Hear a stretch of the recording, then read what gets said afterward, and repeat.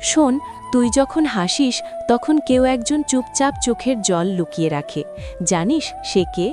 ছোট্ট একটা ঘরে ম্লান আলোয় বসে মা রাত জেগে সেলাই করে চলেছে।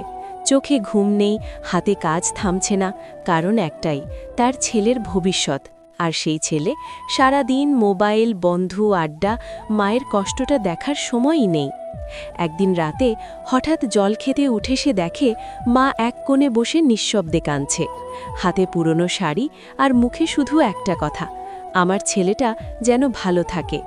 সেই দৃশ্যটা ছেলেটার ভেতরটাকে যেন এক ঝটকায় বদলে দেয়।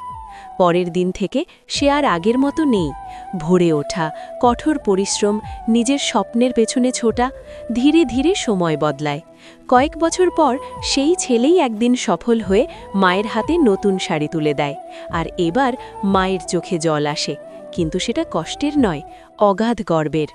মনে রাখিস, এই পৃথিবীতে সবাই তোর পাশে নাও থাকতে পারে, কিন্তু একজন সব সময় থাকে, যে তোর জন্য নিঃস্বার্থভাবে কাঁদে আর তোর হাসির জন্য নিজের সব কিছু দিয়ে দেয়। সে হলো তোর মা।